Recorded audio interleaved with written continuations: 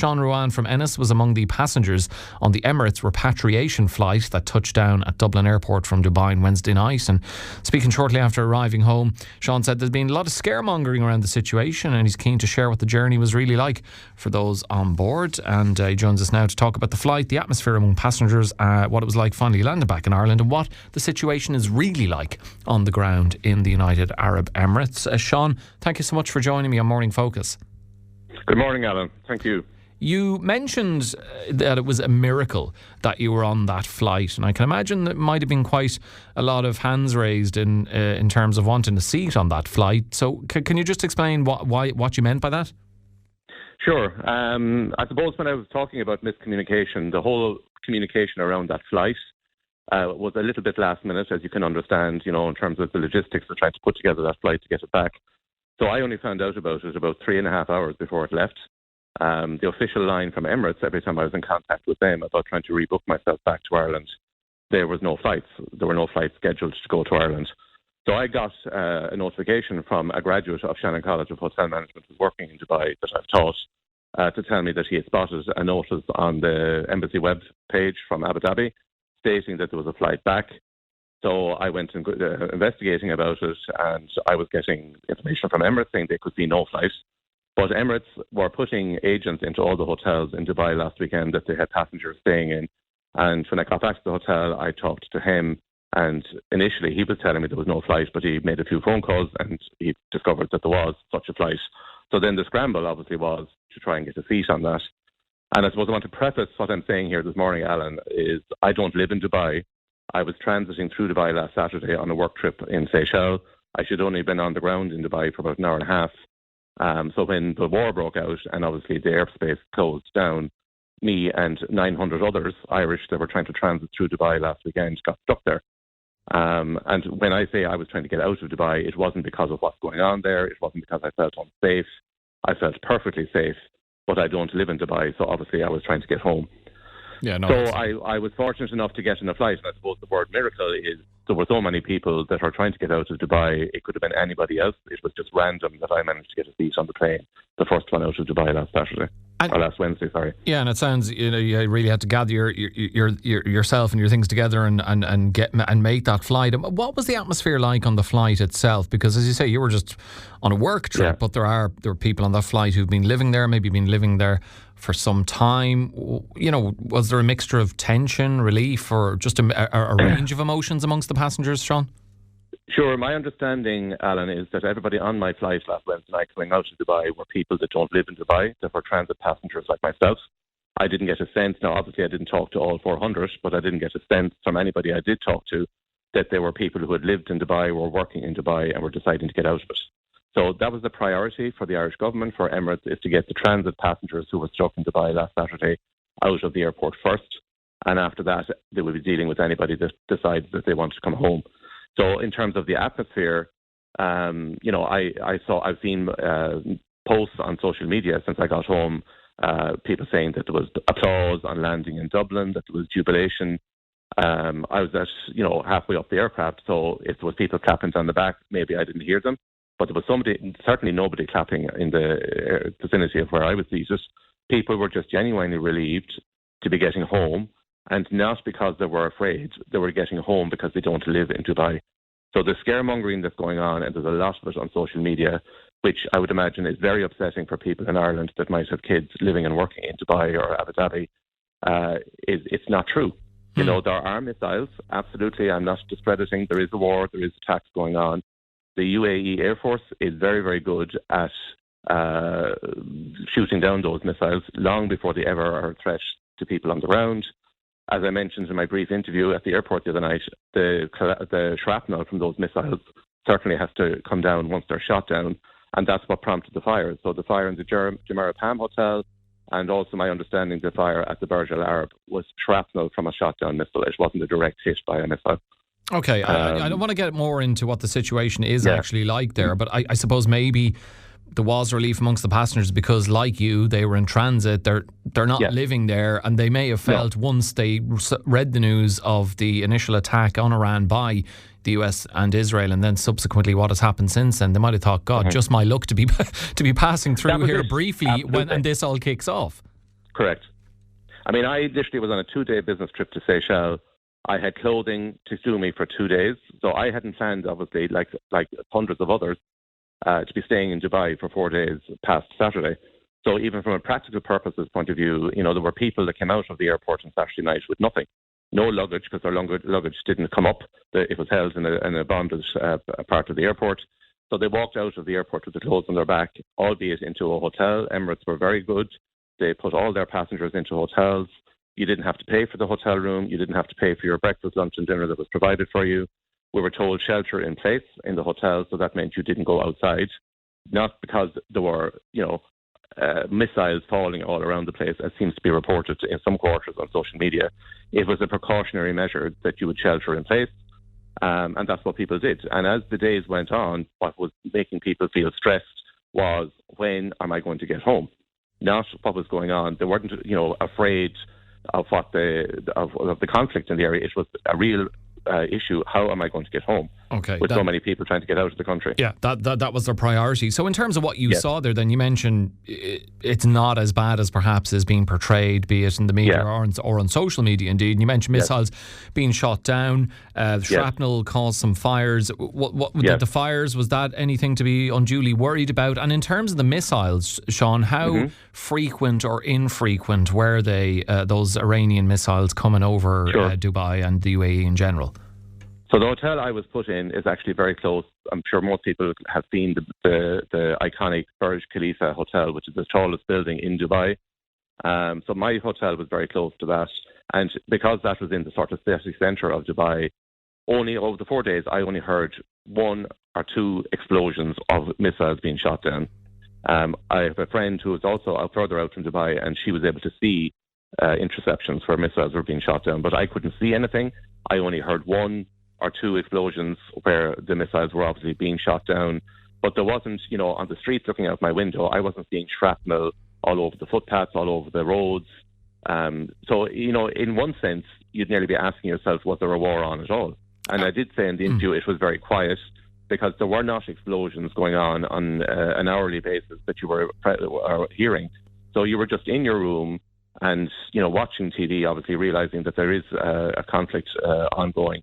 But the lived experience for people in and around Dubai, it wasn't a case that there was explosions happening on a regular basis. Okay. And in terms of those explosions, were they loud? Did they sound as if they were happening quite near to you? Or is it just like hearing, Halloween fireworks off in the distance? No. I mean, I've been in Seychelles, I suppose. I was in Seychelles, Alan, there about 2 years ago, and a construction site near the hotel I stayed in had TNT stored in a container.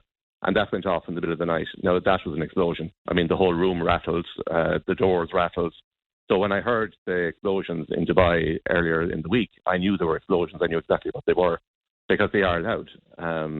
But nothing fell down. I mean, I didn't see anything in and around the hotel that I was in. So the shelter in place was a precautionary measure by the government, as any government would take, to have people indoors for 2 reasons. First of all, to know where they were. And secondly, that in the event of something like shrapnel from a missile, that people wouldn't get hit. That was the rationale for it. So the fires you mentioned, my understanding is the fires were foliage outside those hotels that caught fire when the shrapnel from the missiles came down.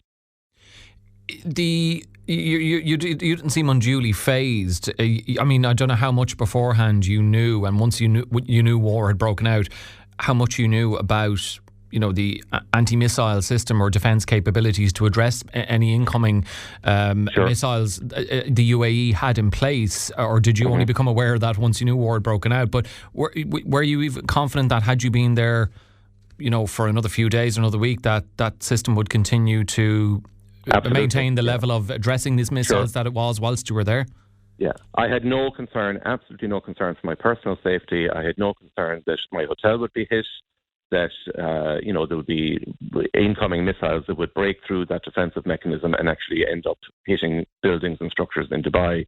My only concern was, if this was to go on long term, that I could be out there for weeks, literally trying to get a flight home, not because out of fear or wanting to get out of there. There's a volume of people that were stuck. There was 20,000 passengers, Alan, in that terminal last Saturday. So to bring you up to speed, I knew nothing about the conflict on the way up from Seychelles. It's a 4-hour flight from Seychelles to Dubai. Our flight landed as normal as it's done several times before. I transited through the terminal, got to the gate for the Dublin flight. There were people standing around waiting to board, and it was only within a few minutes of getting to the gate that, in the first instance, we were told the flight was delayed for 2 hours, and they were giving out food vouchers. And then within an hour of that, we discovered that all flights were cancelled. Now, I had seen an alert on BBC when I landed saying that a conflict had started, that there was some sort of an issue in Iran. But at that stage, geographically, it's close to the UAE, but it's not next door. So I wasn't unduly concerned. Never dawned to me that this could potentially lead to my flight being cancelled until it actually happened. So you're fairly sanguine about the situation. Were others, though, on that flight, before they got on the flight, nervous, maybe less confident in the UAE's abilities to address what was incoming than yourself? Was there noticeable tension in that regard, that some people thought, well, what if one gets through and, is near us or hits us? Sure. No, I can understand completely. More so for a family back in Ireland, actually having that mindset, thinking, oh my God, there's missiles being sent from Iran in the direction of Dubai, Abu Dhabi, Doha, and absolutely to your point, what if one of them gets through?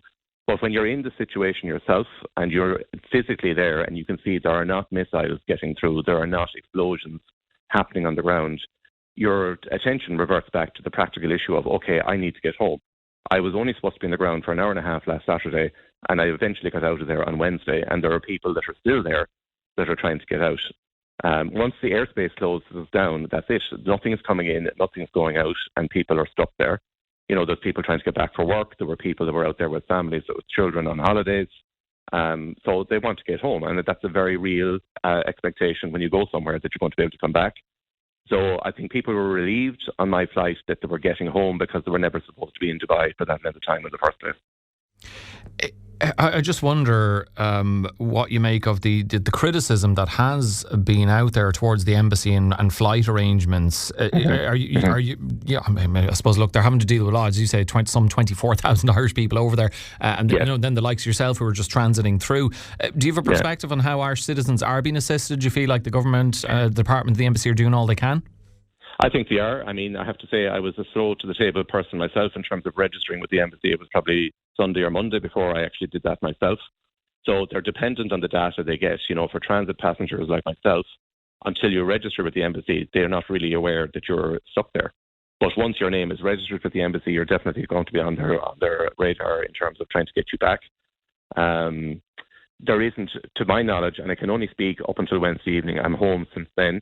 But up to the Wednesday when I left, I didn't get a sense on WhatsApp groups and stuff that there was a massive surge of Irish who live and work in Dubai that were trying to get out there. And to that point, 2 graduates of Shannon College of Hotel Management that I taught, I was in touch with them, and they're living in Dubai. They're married out there. Their families are there. And they have no plans in the near future to move back to Ireland, because they feel safe. They feel that the UAE military are able to cope with the missiles that are being sent in the direction of Iran, or from Iran in the direction of Dubai. And, it's an inconvenience, absolutely, that they have to stay at home, and their kids have put us on to online education. But up to Wednesday evening, they did not feel threatened. They did not feel, okay, we need to start making plans to get out of here. Now, that could change, Alan, as this conflict moves on. As the airspace opens, the next dilemma is, one of the things I was concerned about is if flights started coming in again from places like Australia and in Asia, that was going to add to the backlog of passengers already stuck in Dubai that were trying to get out. And those flights have started. I've seen flights from Australia getting into Dubai, and there could be Irish on those flights that were on holidays in Australia and were transiting through Dubai on the way back, and they're now going to be stuck in terms of trying to get back. So it is a problem to get that many people out of a country when flights aren't happening as frequently as they are. But from a safety point of view, I suppose my message for listeners this morning is, it is as safe as it can be. It's not a war-ravaged city. There's not massive explosions happening around Dubai. People are not living on a minute-to-minute fear of their lives mentality. Well, I think that those words have put a lot of minds at ease out there around Clare, with friends and loved ones living over in that part of the world. Just before I let you go, Sean, a lot of different stories emerging as a result of these repatriation flights, and one which has garnered headlines has been those passengers who were transferred from Dubai to Muscat, and the government chartering a flight from Oman that's due to leave Oman today to come back to Ireland. And what's garnered the headlines has been the government that people who take a seat on that charter flight will have to pay €800, and of course different opinions on that have emerged. Some saying, well, in this kind of a situation, although I know you're stating that it's not as drastic as has been made out, but still I'm sure there are people who are keen to get home regardless, should things worsen, that you shouldn't be charging that money in this scenario. Others would say, well, if you can afford to be in Dubai or places like that, you can afford this flight. In fact, around half of Irish citizens contacted by officials, they've chosen not to avail of that flight out of Oman today. And the Foreign Affairs Minister, Helen McEntee, suggesting that those seeking to get out of the Gulf states might be awaiting commercial flights to resume, because they could potentially cost less. Do you think it's fair enough the government look for that, given how far the flight has to come and everything else that's involved? Or given the scenario, do you think it is a little unfair to ask people to pay that much? I suppose I'd preface my answer, Alan, by saying I have been shocked on social media at the vitriol that I've seen in terms of a comment I saw while I was actually still out there myself when those flights were announced, the government repatriation flight. I saw one comment by somebody saying, why are we bringing these tax exiles back to Ireland? Why are we not leaving them there? And I'm a transit passenger who got stuck in Dubai last Saturday for an hour and a half. I'm not a tax exile. I live and work in Ireland and pay my taxes. So in any situation with social media, it has an unfortunate habit of bringing out the worst in some people, not in all people, but there's some nasty stuff on social media. Yeah. In terms of the flight for the Irish government, they're stating the reason for the charge is there's obviously a significant cost to charter that aircraft. They're claiming the €800 per person is not covering the entire cost. I mean, I'm not going to adjudicate. I would say, personally, there could potentially be people out there that were on vacation in Dubai, and towards the end of your vacation, you mightn't have a lot of cash. So to be asking them to pay straight upwards to get on that flight is possibly going to rule out some people getting on it. But do I agree or disagree whether there should be a charge? That's down to the government, to be quite honest. I mean, it's an evolving situation. I do think commercial aviation is going to be the solution to getting most people back out of there. Because it has the logistics, it has the systems. Most people have an active ticket that they're going to be operating to get back on anyway. It's just a question of getting the flights to come out. So while I was there, I mean, Dubai Airport would have probably a landing or a taking off at peak times every 30 or 40 seconds. So they were escalating up to 48 departures per hour, which is still not near what the full schedule would be. But as they can get more and more aircraft back to Dubai and get that logistics running again, people will get home. And that's poor consolation for people that are stuck out there. I'm not trying to be patronising and saying that, if you're stuck in Dubai and you weren't supposed to be there, you want to get home, and that's the reality of it. So for my own situation, it could have been me, it could have been any other person that got that seat on that plane. I was fortunate enough to get the seat, and lucky enough to get it. But I wasn't afraid. I wasn't coming home because I was afraid for my safety. I was coming home because I needed to get home. That was the only reason. Yeah, and look, it's great to have you on to kind of, I suppose, assuage any fears people may have. Although, before I let you go, I do have to say, you're briefly passing through Dubai and war breaks out in the Middle East. You're in Seychelles and TNT goes off in the hotel you're in. I just wonder, will you sit tight in Ireland for a while think twice before travelling abroad again? I'm of an age and of a generation, Alan. I have seen 9/11. I've seen the ice clouds or the ash cloud in Iceland. I've been in the travel business all my working life. When travel works and there's nothing that prevents it from working, it's in a very efficient way for people to get around the world. And, from when I was in my 19, 20-year-old self up to where I'm now in my late 50s, we are so dependent and we've become so used to being able to get from A to B without any hindrances. So what happened last Saturday and the ongoing conflict in Iran, I suppose, shows us there is a vulnerability to travel. It is dependent on peace. It's dependent on no conflict happening in the world. And when it breaks out, it does absolutely put the brakes on travel. And it catches people, like it caught me, off guard. And you have to try and work through that to eventually get back home. My hope is, Dubai is a wonderful country.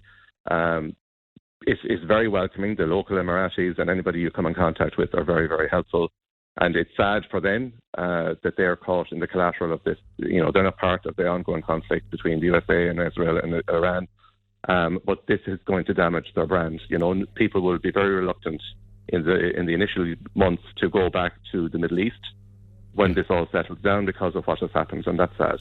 Yeah, they definitely will be thinking twice for some time to come. Sean, glad that you're back. Thanks so much for joining us and sharing your experience and what things are really like in the UAE. Really appreciate you joining us on Morning Focus. My pleasure, Alan. Thanks for the call.